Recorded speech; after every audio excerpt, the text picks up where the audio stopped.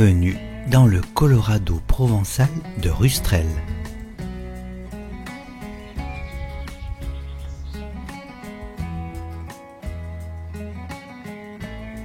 C'est une incroyable invitation à la découverte que je vous propose.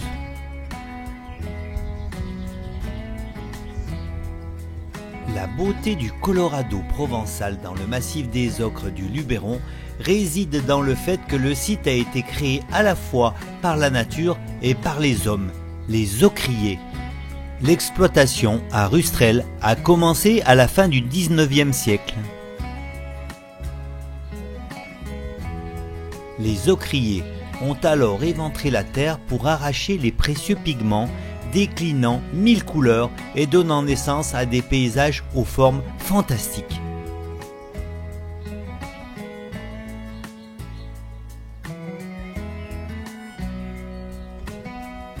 Les sentiers entre chemins communaux et propriétés privées traversent les combes étroites, laissant découvrir des paysages somptueux.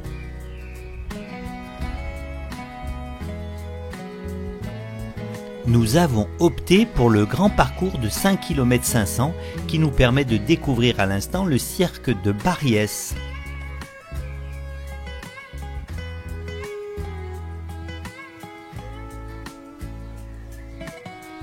Le contraste entre la couleur des ocres et la verdure est saisissant.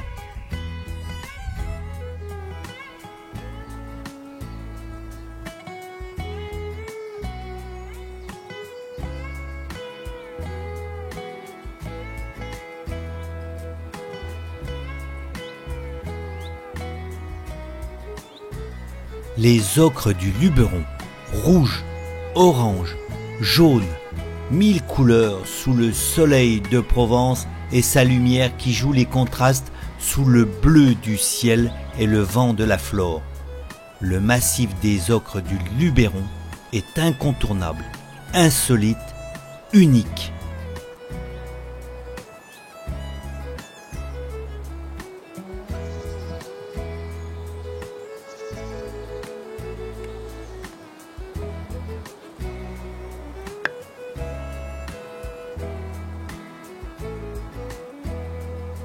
Paysage grandiose.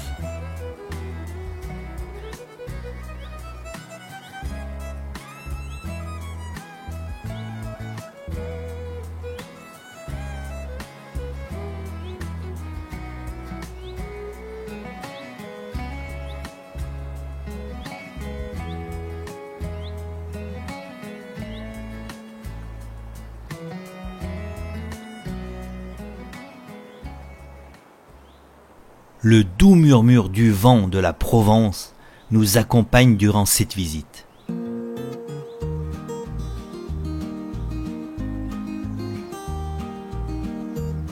Ce sentier, au centre d'une nature verdoyante, nous invite à la visite.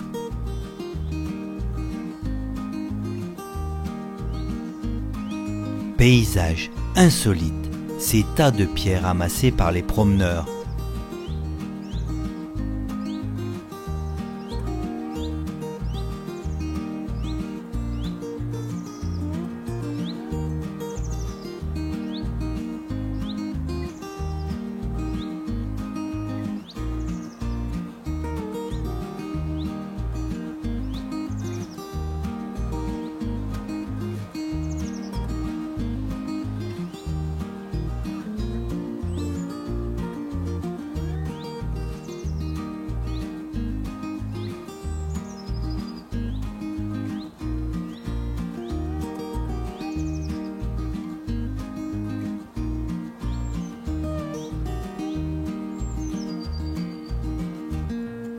Comme je l'ai déjà précisé sur une autre vidéo, l'ocre est un pigment naturel mêlé au sable des falaises. L'oxyde de fer le colore du jaune au violacé. Ce paysage minéral a été façonné par les mains de l'homme et par l'érosion.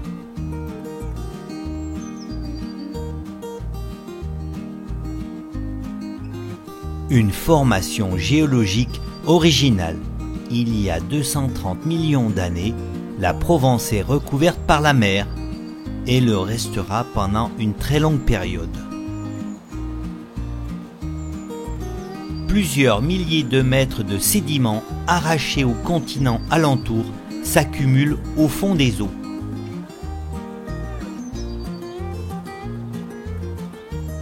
Ils formeront par la suite des calcaires blancs si caractéristiques de ce pays: Mont Ventoux, Luberon, Sainte-Victoire, Canyon du Verdon, Calanque, etc. Vers moins 110 millions d'années, la mer s'approfondit.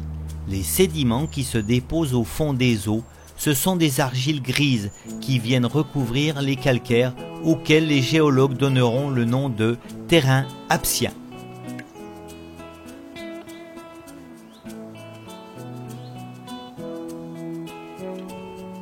L'ocre fut tout d'abord utilisé pour des peintures rupestres, puis furent découvertes au moment de la Révolution et commercialisées pendant un siècle dans le monde entier pour ses propriétés colorantes et bien sûr inaltérables.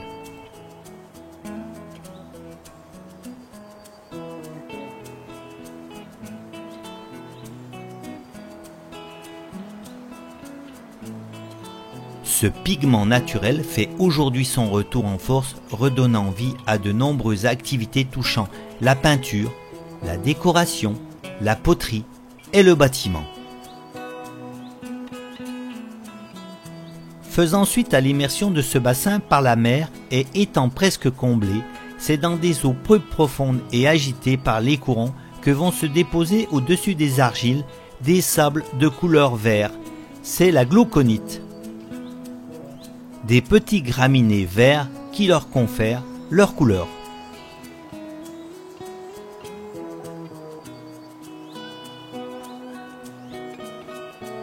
Il se produit alors en Provence, aux alentours de moins 100 millions d'années, un bouleversement important après cette longue période de la vie marine suite à des mouvements du sol. La Provence se retrouve alors hors de l'eau.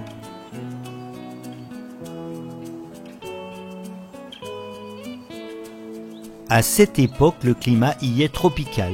Des pluies diluviennes lessivent les sables verts fraîchement émergés du nouveau continent et les transformant lentement en sable ocreux, puis en sable blanc par étapes successives.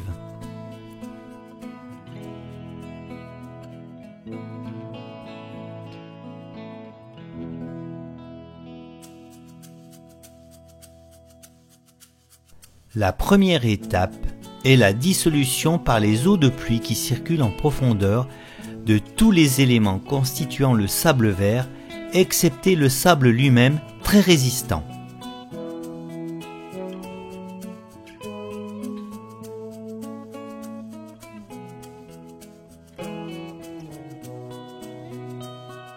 La deuxième étape est la cristallisation à partir de cette solution d'autres minéraux, kaolinite et géotite qui remplissent le vide entre les grains de sable. C'est la naissance des sables ocreux.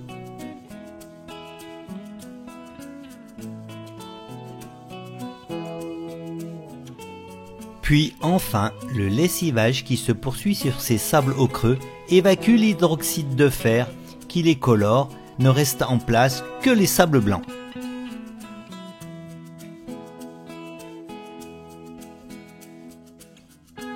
En surface, l'hydroxyde de fer se concentre pour former une cuirasse ferrugineuse semblable à celle des latérites africaines. Quant à la couleur rouge, jaune ou orangée de ces sables ocreux, elle garde encore une partie de son secret. Bien sûr, on connaît la principale responsable, la géotite, mais par quel mécanisme exact la nature a-t-elle abouti à une telle profusion de teintes? Cela reste encore à définir. À l'image, les vestiges du passé. Nous sommes sur le lieu appelé le désert blanc.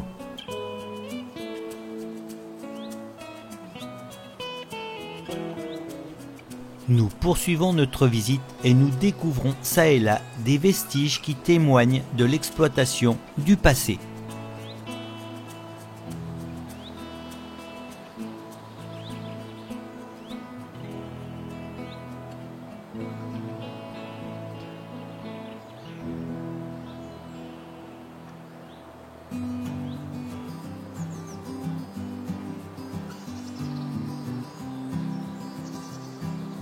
Du haut de ce belvédère, nous découvrons le paysage des cheminées des Fées.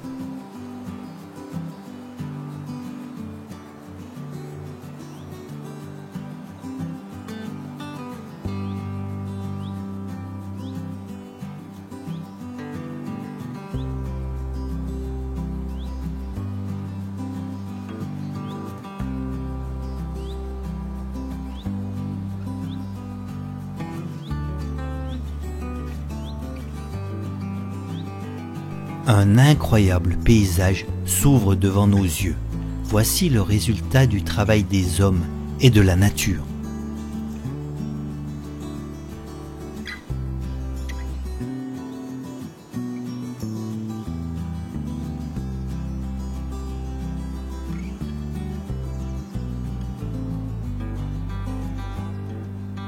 Un lieu vraiment incontournable, propice à la méditation.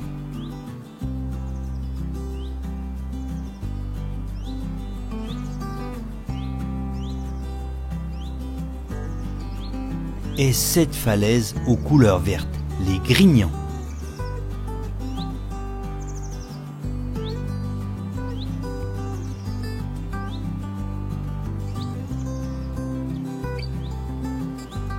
Sur la partie haute du parcours, nous apercevons le Sahara provençal.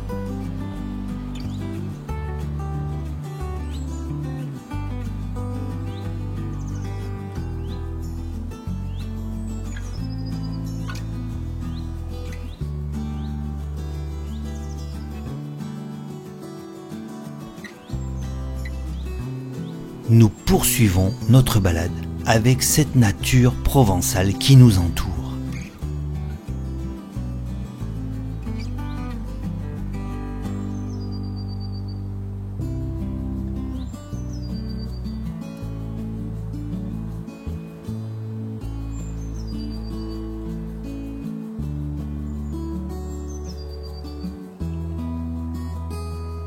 Ce lieu nous offre un dégradé de couleurs incroyable.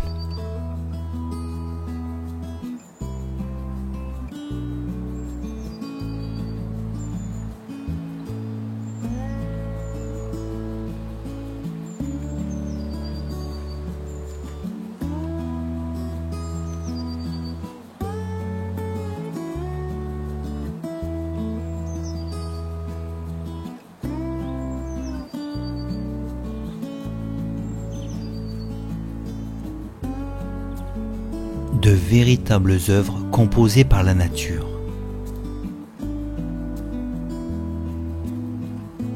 Et cette tête qui nous surveille, que la nature a façonnée dans le rocher.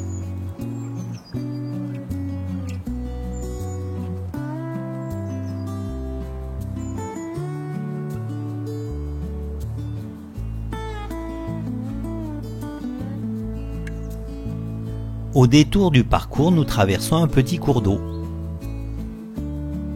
Celui-ci provient de la cascade des Barriès.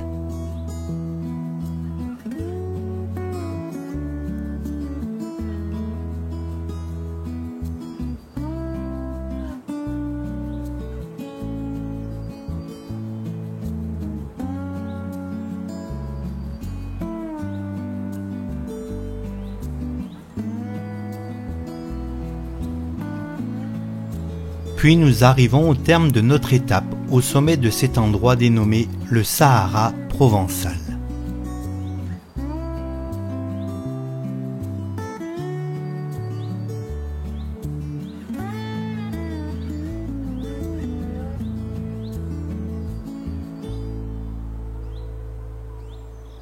Un lieu bien vanté, chargé d'histoire.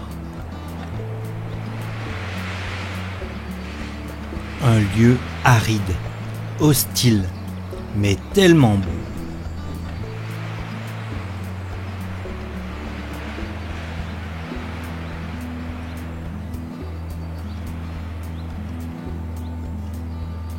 On se demande comment fait cet arbre pour se tenir debout.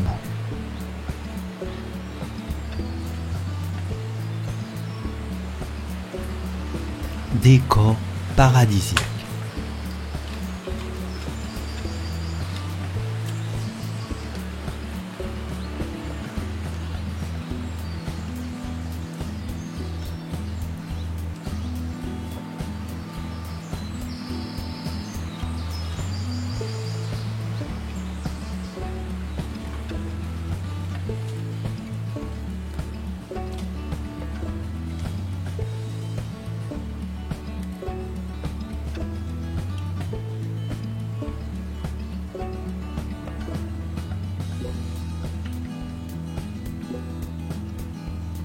Je vous invite vivement à venir découvrir ces lieux par vos propres yeux.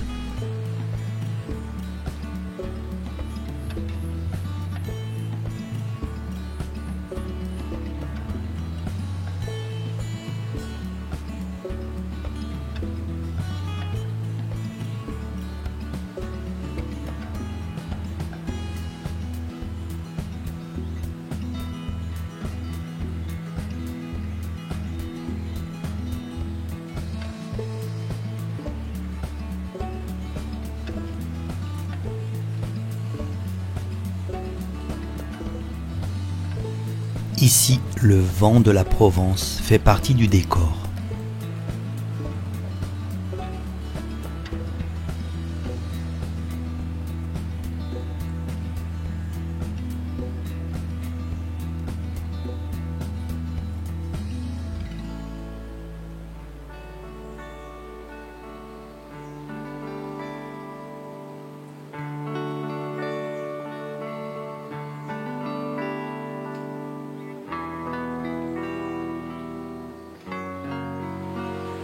Les fortes rafales de vent nous montrent la force de la nature et nous imposent de la respecter.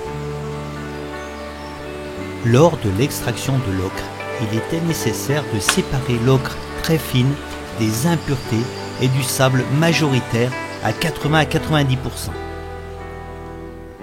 On utilise pour cela de l'eau courante.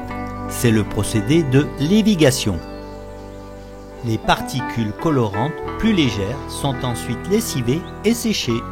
Le lavage de l'ocre se faisait à grande eau par pompage, entraînant le minerai ocreux dans des bâtards d'eau. Le sable se déposait par gravitation et l'ocre mêlé à l'eau était entraîné vers des bassins de décantation.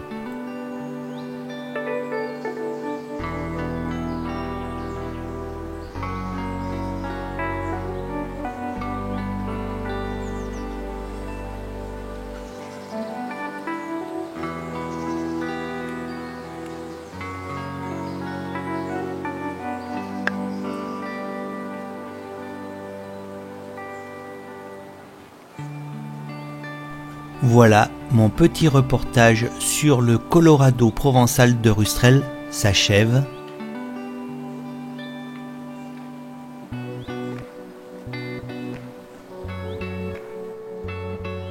Je vous laisse savourer encore ces dernières images. C'est un site pittoresque.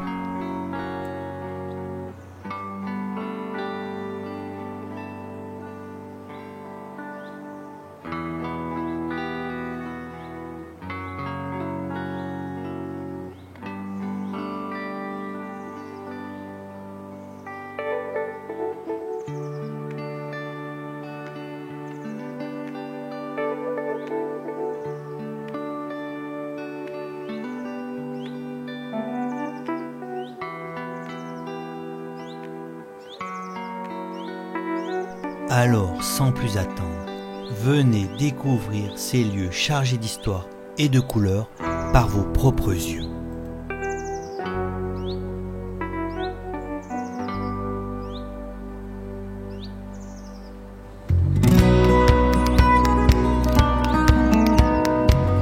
Merci de votre attention.